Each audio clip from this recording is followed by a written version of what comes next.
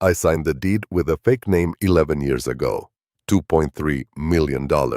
My daughter still thinks I'm broke. Every night around 8 o'clock, I sit at my kitchen table and count the coins in a glass jar. Nickels mostly, a few dimes. It takes me 11 minutes, give or take, and I've been doing it for almost 4 years now, ever since Margaret passed. I don't count them because I need to know how much is there. I count them because Denise, my daughter, thinks that jar is what's left of me. She thinks that jar is the whole picture. It isn't. My name is Walter Hensley. I'm 71 years old, and for 34 years I worked offshore, on oil rigs out past the Louisiana coast, first as a roughneck and later as a structural engineer. Once I'd put myself through night classes at a community college that doesn't exist anymore. Margaret used to say I smelled like the Gulf even after 3 showers. She wasn't wrong. Some things don't wash out. Grief is one of them. So is money, if you hide it long enough. I want to tell you about my daughter and my son-in-law. But first I need you to understand something about the house. It's a small house. 3 bedrooms, 1.5 baths. A kitchen that Margaret redid herself in 1994 with yellow tile she picked out of a discount bin. It's not worth much on paper. Roland, that's my son-in-law, likes to remind me of that. He'll stand in the doorway with his hands in his pockets and say something like, "This place has good bones, Walter, but it's not exactly an asset." He says asset like it's a word he learned recently and wants to use as often as possible. I met Roland 15 years ago at a barbecue Denise threw at her apartment. He shook my hand too hard and looked me in the eye a half-second too long, the way men do when they've read somewhere that a firm handshake means something. I didn't say anything to Denise about it. What was I going to say? I don't like the way he shook my hand? She was 29. She'd waited a long time to be happy, and I wasn't going to be the father who ruined it over a handshake. I want to be fair to Roland because this isn't a story about a villain twirling a mustache. He runs a construction company, Pierce Building Group, mid-sized, does commercial build-outs mostly, strip malls, the occasional office renovation. For a long time, it did fine. Then, about 2 years ago, a contract fell through, a big one.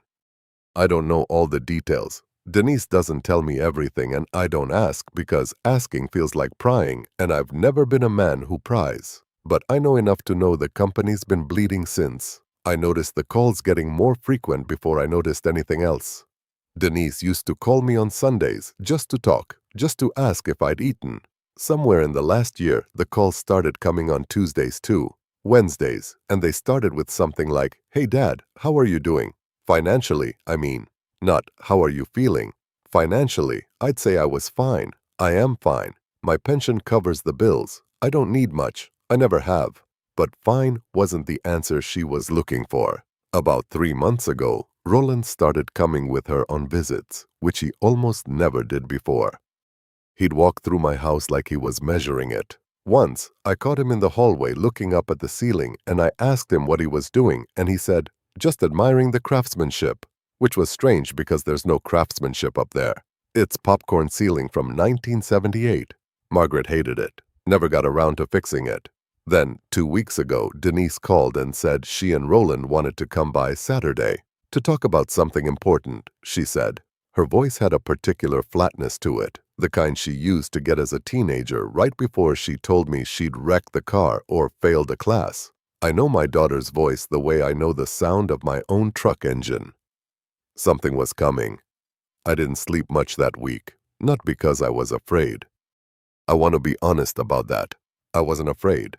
I was tired, in a way that's hard to explain, tired of watching my daughter's marriage slowly turn her into someone who called her father to ask about his finances instead of his health. I should tell you something else before Saturday comes. Something I hadn't told Denise, hadn't told anyone but my lawyer and an old friend from the rigs. 11 years ago, before I retired, I did some consulting work for a construction outfit that was just getting off the ground. Small operation back then. I helped them sort out a structural issue on a mid-rise they were building, saved them from a lawsuit that would have buried them. They didn't have the cash to pay me what the work was worth, not upfront. So they offered me something else instead, a controlling stake in the company, structured quiet, under a name that wasn't quite mine. Grissom, my mother's maiden name, and a middle initial that used to be mine before Margaret and I simplified things on our wedding certificate back in 1979. W. A Grissom. Nobody in my family ever knew that name meant anything. That small operation grew. It became Pierce Building Group. I have owned the controlling interest in my son-in-law's company for 11 years, and he has never once known it. I didn't do it to trap him. I want to be clear about that, because I've turned it over in my head 1,000 times since, wondering if I did something wrong by staying quiet. I did it because when Denise brought Roland home that first year, I had a feeling in my stomach I couldn't put words to, and I've learned at 71 that the feeling in your stomach is usually smarter than the thoughts in your head. I wanted to know someday, if it ever came to it, who Roland really was underneath the handshake and the good suit when he thought nobody with any power was watching. Saturday came faster than I expected. That morning, I did what I always do. Coffee. Black, in the mug Margaret bought me at a gas station in Mobile 30 years ago. I fed the Finches outside the kitchen window. Around 11, I heard Roland's truck pull into the driveway, and through the window I saw him sit in the driver's seat for almost a full minute before getting out, like he was rehearsing something. I want you to remember that detail. He rehearsed it. They came in together, Denise carrying a manila folder pressed flat against her chest like a shield. Roland went straight to the kitchen table, my kitchen table, the one with the coin jar on it, and sat down across from me before I'd even offered him a seat. "Walter," he said, "we need to talk about the house." That's how it started. Denise sat down next to him but didn't look at me right away. She set the folder on the table, next to the coin jar, and for a second the two things sat there together, her folder and my nickels, like two different ideas about what a person is worth. "We've been talking," Roland said, "about the house, about what makes sense long-term." "Long-term for who?" I said. Not sharp, just a question. "For everyone." He opened the folder. Inside was a single sheet, typed, with a signature line at the bottom and a yellow sticky arrow pointing to it, the kind you buy in a pack of 12 from an office supply store. "This is a power of attorney, limited to real estate. It lets Denise and me handle the sale of the house on your behalf. We found a buyer already. A couple. Young. First house. They're offering $187,000. Which, Walter, is honestly more than I expected, given the ceiling and the wiring." I looked at the number for a second. Then I looked at my daughter. "Denise," I said, "do you want to sell the house?" She didn't answer right away. She picked at the corner of the folder. "Dad, it's not really about want. It's about Roland's company's going through a rough patch. A loan came due. And this house, it's just sitting here and you're in it alone and you thought I wouldn't notice you calling on Wednesdays now," I said. Her face did something complicated. Guilt, maybe, or the memory of guilt. Roland kept going like I hadn't said anything. "Walter, I'm going to be straight with you because I respect you too much to dance around it. The company owes about $410,000 on a revolving line of credit. We lost the Meridian Plaza contract in March. That was going to cover it. Without some capital coming in by the end of the quarter, I'm looking at either selling off equipment or laying off half my crew. Guys who've been with me 8, 9 years. I'll give him this. He said it plainly.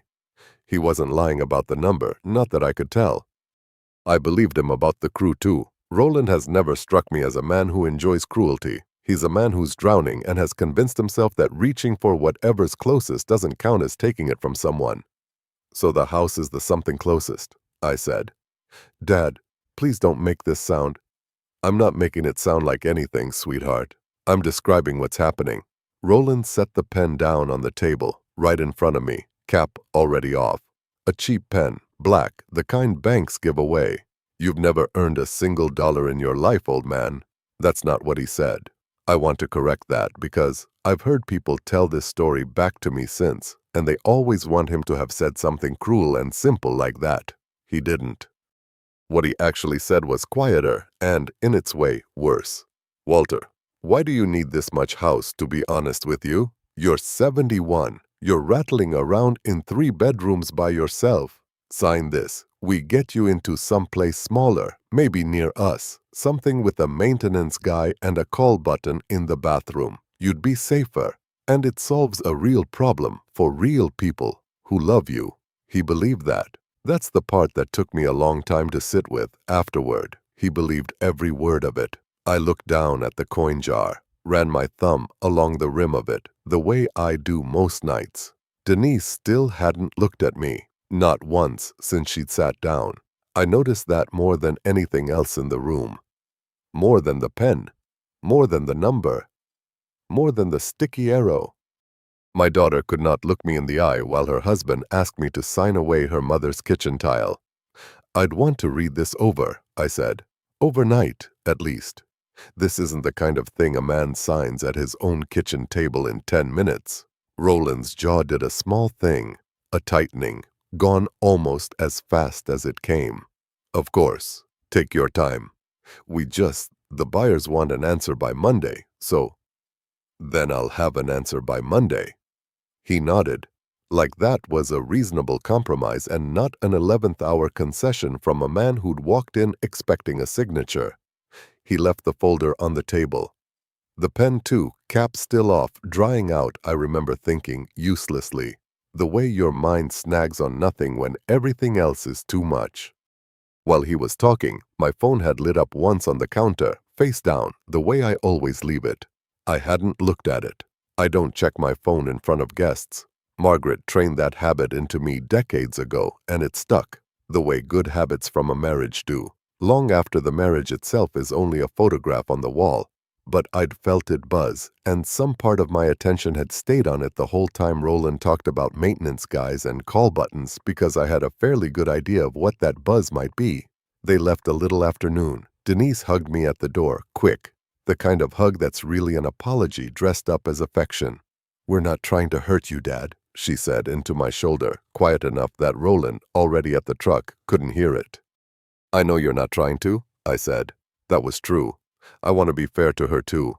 After the truck pulled out, I stood in my kitchen for a while. Then I picked up the phone. There was a text, and then a voicemail on top of it, both from a number I knew well. Ellen Vance, of Kessler and Vance, the small firm out of Baton Rouge, that's handled the Grissom holdings quietly for me for 11 years. The text just said, "Call when you can. Board matter. Time sensitive." The voicemail was Ellen's voice, brisk, the way it always is. "Walter, it's Ellen. Sorry to bother you on a Saturday. The board's calling an emergency session Monday morning, 9 a.m. regarding Pierce Building Group. There's a vote on the table about the CEO position. The Meridian contract loss triggered a review clause in the shareholder agreement, and as controlling shareholder, your presence is required, or at minimum, your proxy. Call me back today if you can." I sat down at the table, in the chair Roland had just left warm, and I looked at that pen with its cap off, drying out on top of the folder with the yellow sticky arrow, and I thought about Monday. 2 things were going to happen on Monday, and neither one of them had anything to do with each other, as far as anyone in that kitchen but me knew. I picked up the pen, capped it properly, the way Margaret always made me do with pens left around the house, and I set it down gently on the folder.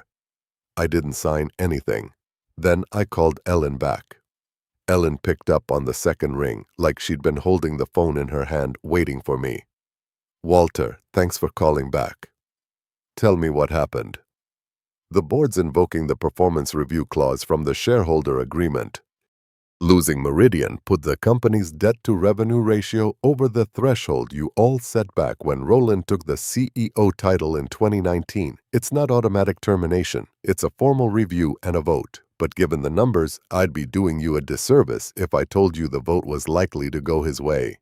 Do I need to be there in person? You don't need to be. You could send me as proxy, like you have the last few years. But Walter," She paused, the way she does when she's about to say something she thinks is my business and not hers, and is going to say it anyway because that's why I've kept her as my lawyer for 11 years. You've never come to one of these in person, not once. Every year I've asked if you wanted to, and every year you said the proxy was fine. Is there a reason you're asking now? I looked out my kitchen window. The finches were still at the feeder. Margaret's tile still had a yellowish gleam to it in the afternoon light, cheap and cheerful and completely, entirely hers. I think this year I'll come myself, I said. All right then.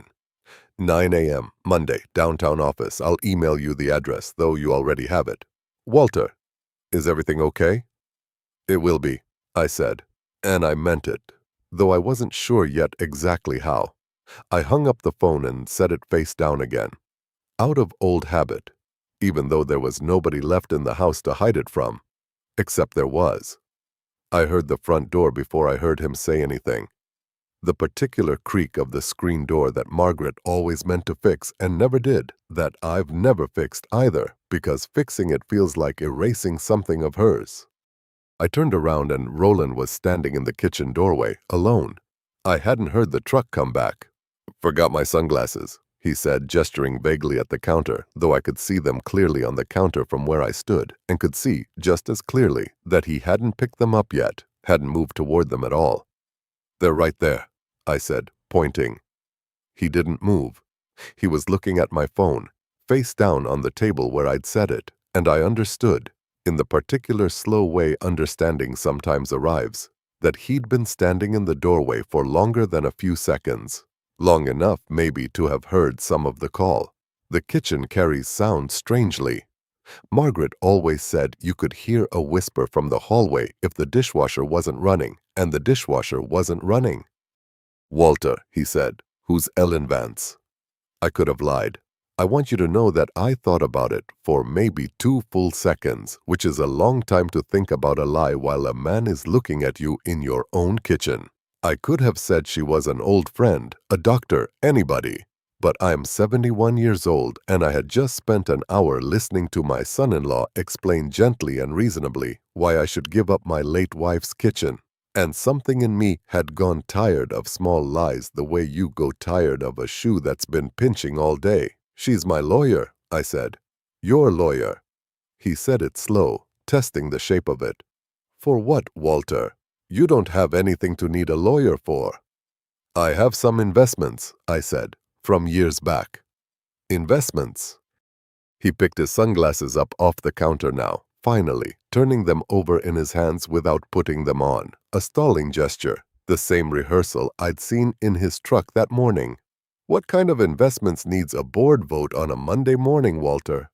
I didn't answer right away, and my silence must have told him something, because his face changed. Not to anger, not yet, but to the particular alertness of a man doing math in his head very fast. Board vote, he repeated. About what company? Pierce Building Group, I said. The sunglasses stopped turning in his hands. I want to describe his face carefully because I've thought about it many times since, and I don't think it was the face of a villain finding out he'd been caught. It was the face of a man discovering that the ground he'd been standing on his entire adult life had never once been entirely his own. That's not, he started and stopped. That's not possible. I know every shareholder in that company. I built that company from a 2-man crew and a bank loan my father co-signed. There is no Walter Hensley on any cap table I've ever seen. No, I said, there isn't. It took him a moment. I watched it arrive, watched the 11 years travel backward across his face, the way memory does when it's forced to reorganize itself around a fact it didn't have room for a second ago. Grissom, he said finally, quietly, like the name had cost him something to say. W.A. Grissom, the silent stake from the Meridian lawsuit back in... That was you. That was me. He sat down, not in the chair he'd occupied that morning. In Margaret's chair, the one at the end of the table nobody sits in, though I don't think he even noticed which chair it was. 11 years, he said. 11 years you've owned my company, and you let me stand in this kitchen and tell you to sell your house. I didn't let you do anything, Roland. I sat and listened to what you had to say, same as I'm doing now. Why? He said, not angry yet, just genuinely asking the way a man asks a question he's afraid of the answer to. Why would you hide something like that from your own family, from Denise? I thought about how to answer that honestly because I owed him that much, even now, even after the pen and the sticky arrow and the call button in the bathroom. Because 11 years ago, I watched a young man shake my hand a half-second too long at a barbecue, and something in my gut told me I didn't yet know who he was underneath the handshake. And I decided quietly that someday, if it mattered, I'd want to know for certain who Roland Pierce is when he thinks the only man watching him is a broke old widower with a jar of nickels. He didn't say anything to that. He just sat there, in Margaret's chair, turning the sunglasses over and over in his hands. Denise found us like that 10 minutes later, having circled back when Roland didn't return to the truck. She stood in the doorway the way he had, and she looked between the two of us. Her husband sitting in her dead mother's chair, her father standing calm by the counter. And she must have understood before either of us said a word that something had shifted permanently in that kitchen while she'd been sitting outside in the truck. "What happened?" she said. Roland looked up at her, and for the first time all day, I saw something in his face that wasn't calculation. It looked like shame. "Denise," he said, "I think you should sit down. I won't pretend I remember every word of what Roland told her, sitting there in Margaret's chair with his sunglasses still turning over in his hands. I've replayed it enough times since that I'm sure I've smoothed some of the rough edges without meaning to. That's just what memory does when you handle it too often. Like a coin you keep in your pocket until the date wears off the face of it. But I remember the shape of it. He told her about the board vote, about Ellen Vance, about the name Grissom and what it meant and how long it had meant it. Denise didn't cry, which surprised me. I'd expected tears. She'd always been a crier, even as a grown woman, at weddings, at commercials. Once at a particularly sad segment on the local news about a dog. Instead, she went very still, the way her mother used to go still, right before she said something she'd clearly been sitting on for a while. 11 years, she said, echoing Roland, though she was looking at me now, finally, really looking at me, for the first time since she'd walked in that morning with the folder pressed to her chest. "You've had this money for 11 years. Dad, we almost lost the house 2 years ago. Roland took out a second loan against our place to cover payroll, and I sat at our kitchen table and cried. And you had." "I didn't know that," I said, and I meant it. That much, truly, I hadn't known. "Denise, I would have helped you, not him, you. If you'd told me you were struggling, I would have found a way. I never once said I wouldn't help my daughter." "But you'd let us sell your house first," she said. "You'd let Roland humiliate you at your own table before you'd just tell us the truth." That one landed. I sat with it a moment before I answered because it deserved an honest answer and not a quick one. "I let this morning happen because I wanted to see it happen," I said. "Not out of spite. I want you to hear that clearly, sweetheart, because I know how it sounds.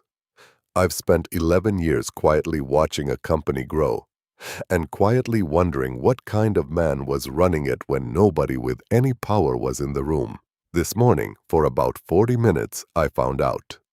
And I'm not going to apologize for wanting to know that before I handed either of you anything else." She didn't have an answer for that, not right away. She sat down at the table too, third chair now filled, the folder with the yellow sticky arrow still sitting untouched between us. Suddenly, the least important object in the room.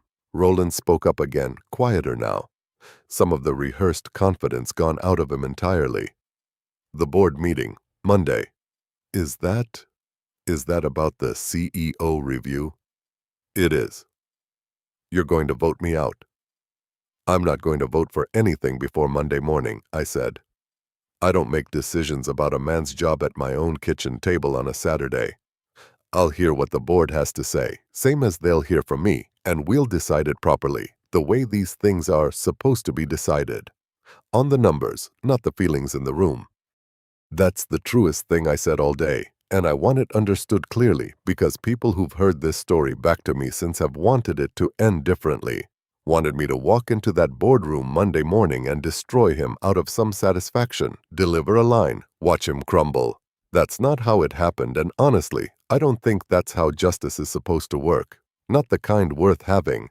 I didn't go in there to punish Roland. I went in because a controlling shareholder is required to be present for a performance review. And for 11 years, I'd sent Ellen in my place because I hadn't needed to see it with my own eyes. This time, I did. Monday morning, I wore my good jacket. Not a suit. I don't own one. Haven't since Margaret's funeral.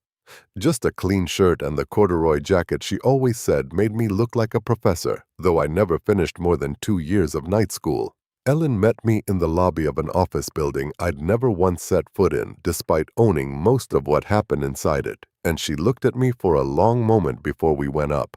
"You sure about this?" she said. "I'm sure." The board meeting itself was short and duller than you'd expect from something that changed as much as it did. Numbers on a screen. The Meridian contract loss laid out in a spreadsheet, cold and specific, next to the debt-to-revenue ratio the whole review hinged on. Roland was there, in a suit that fit him better than anything I'd ever seen him wear at Denise's table, and he spoke for about 6 minutes about a recovery plan, new contracts he was pursuing, a smaller crew, a restructured loan. It was not a bad plan. I want that on the record because I don't think Roland is incompetent.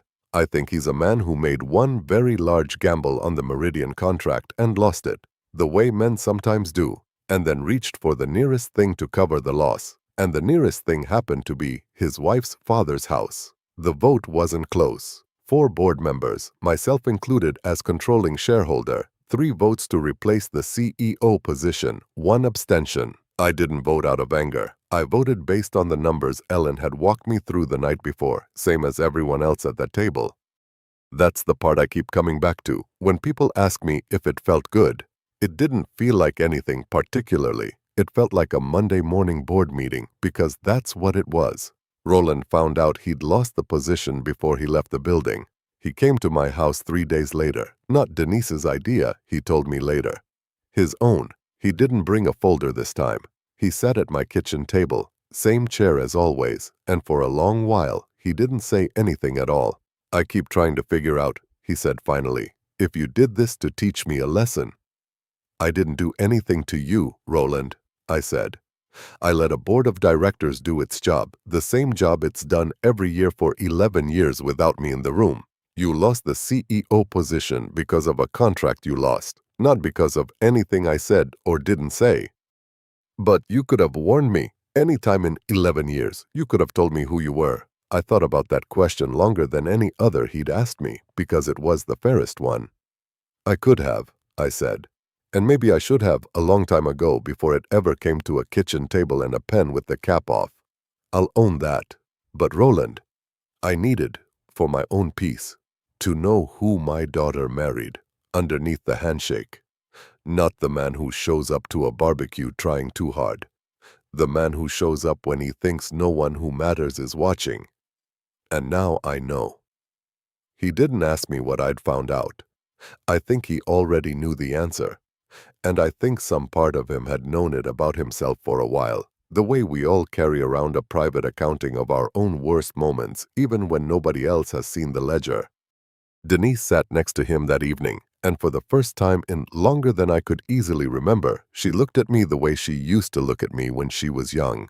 Not with guilt, not with the flat voice she'd used on the phone all those months, but the way a person looks at someone they're only now understanding they'd stopped truly seeing.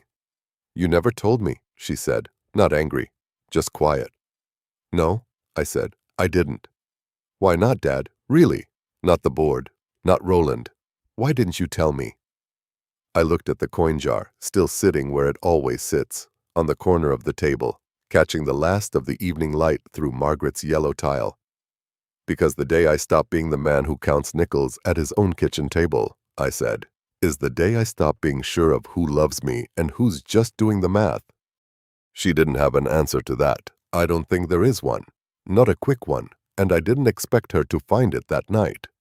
Roland left not long after, quieter than he'd arrived at my door 15 years ago with a handshake that lasted a half second too long. He found work eventually, I heard, project management for a firm 2 towns over, smaller title, smaller paycheck, and from what Denise tells me, a smaller version of the man who used to measure my ceiling like he already owned it. I still sit at that table every night around 8 o'clock, and I still count the coins in that jar. Nickels mostly, a few dimes. It takes me 11 minutes, give or take. I don't count them because I need to know how much is there. I count them because it's the one thing in that house that's never once asked me to be worth more than I am.